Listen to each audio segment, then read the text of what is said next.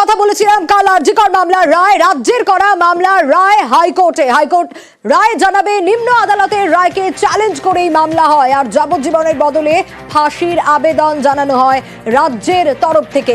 আরো ডিটেইলে বিষয় জানাতে পারবে অর্ণব রয়েছে আমার সঙ্গে। অর্ণবের কাছ থেকে বাকিটা জানবো। রাজ্যের আবেদন গ্রহণ না খারিজ, এর জন্য আমাদের আগামীকাল পর্যন্ত অপেক্ষা করতে হবে অর্ণব।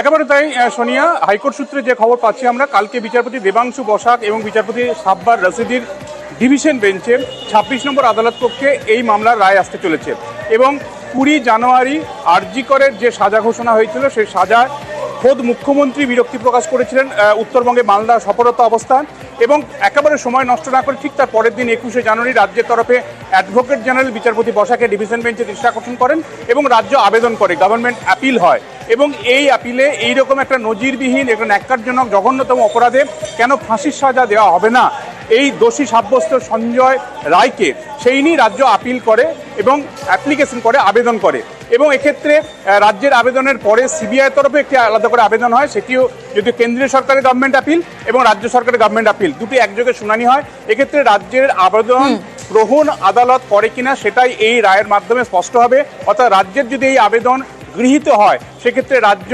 ফাঁসি চেয়ে যে আবেদনটা করেছে সেটার পরবর্তী সময়ে শুনানি হবে এবং তার একটা অনেকটা লেন্দি প্রসেসও সেক্ষেত্রে আসবে, অর্থাৎ এখনই আসবে না, কিছুটা সময় লাগবে। কিন্তু রাজ্যের আবেদন যদি কাল গ্রহণ না হয়, সেটা বর্জন হয়, অর্থাৎ যদি নিষ্পত্তি এখনই হয়ে যায়, সেক্ষেত্রে হয়তো সিবিআইয়ের যে অ্যাপিল সেটাকেই হয়তো অ্যাকসেপ্ট করে কোর্ট এগিয়ে নিয়ে যাবে। কাজে রায় কি আসে সেদিকে তাকিয়ে রয়েছে সব পক্ষই এবং রাজ্য ফাঁসি চেয়ে করা তাদের যে আবেদন, সেই আবেদন মান্যতা পায় কিনা সেটাই এই রায়ের মাধ্যমে স্পষ্ট হয়ে যাবে। কাজেই আর কয়েক ঘন্টা সময়ের অপেক্ষা এবং রাজ্য তৎপরতার সঙ্গে যেভাবে গভর্নমেন্ট আপিল করেছিল সঞ্জয়ের ফাঁসি চেয়ে, সেই আবেদন গৃহীত হয় কিনা তাই এই রায়ের মূল নির্যাসে লিপিবদ্ধ থাকবে এবং তার জন্য আর কয়েক ঘন্টা, কালকে সকালে 10:30টাতেই এই রায়দান হতে পারে বলে আমরা হাইকোর্ট সূত্রে জানতে পারছি।